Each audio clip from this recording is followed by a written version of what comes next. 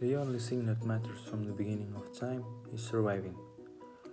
And surviving needs procreation, so breeding next generation and evolving. So that evolution that made us be who we are now, as species, as type of life, it gave a lot of animals, for example, spiders and snakes, poison, and cheetahs, gepards can hide between yellow grass, and mimicry, imitating sounds. All of them are tools that evolution gave to these creatures for their survival. Although evolution made one mistake during its process, and this mistake is called intellect. Why it is mistake? Because though, as I said before, the main reason of life, the main point of existing is continuing your type. Unfortunately, intelligence propagates another regularity, which called compassion. So for being survive, you have to be ready to kill, to hunt, to destroy your enemies in face of other people that may be stronger or may become stronger than you.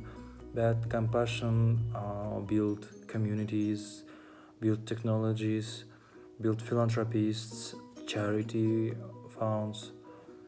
So that's why intellect is the only thing that now breaks up all the concept of live beings and propagates the idea of compassion.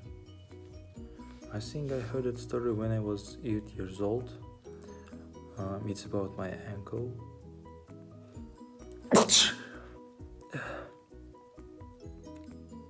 It's about my uncle who was driving his car to his work, and suddenly the red car collided with him. So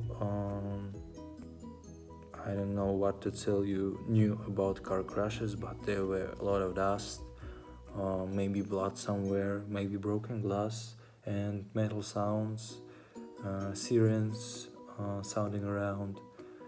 But my uncle was not the causer of that problem, though he went to the red car driver and saw that the driver broke his leg because of front panel of the car.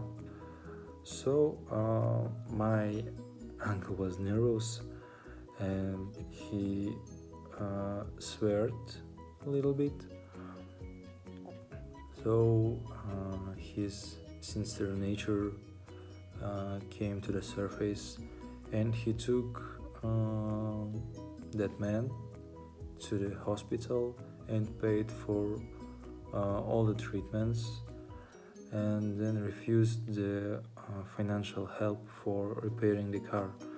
And then because he didn't have any money to go to special center of repairing, he repaired the car himself. I know that it is a weak example, though imagine if the whole world, in every situation, in every accident, if we could find one person who is ready to help us, I think that is great. Also, second time when the compassion felt into my heart and stood there until now, it's because the one book called The Martian, author is Andy Weir. So I will read you a quote from that book. Um, if a hiker gets lost in the mountains, people will coordinate a search. If a train crashes, people will line up to give blood. If an earthquake levels a city, people all over the world will send emergency supplies. This is so fundamentally human that it is found in every culture without exception. Um, if you didn't read that book, so here you may hear spoilers. So Mark Watney is an astronaut and he was left alone on the Mars and he was surviving for 5 years, though the whole planet, even China, even Russia, even USA, they were working together to make special satellites to return the initial command and send them back to the Mars for saving Mark Watney, the first survivor of the Mars.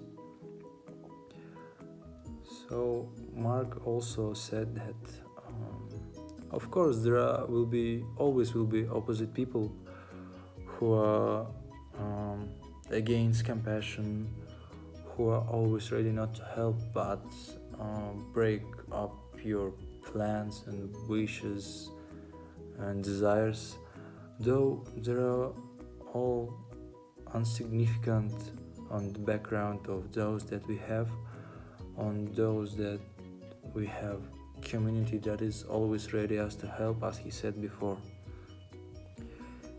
In general, since childhood my parents raised me teaching that everyone could everyone any day. I believe that in rapidly moving world, in this time of contrasts, compassion is one of the keys of survival, of keeping humankind as the real species, the real original species that is could not be compared with animals, so that you will know that you're human if you have this trait of compassion, that you are not just skeleton wrapped with meat, flesh, that you are not just a cluster of atoms or the random evolutionary situation. So I think compassion is the one and the most thing that defines us as a human.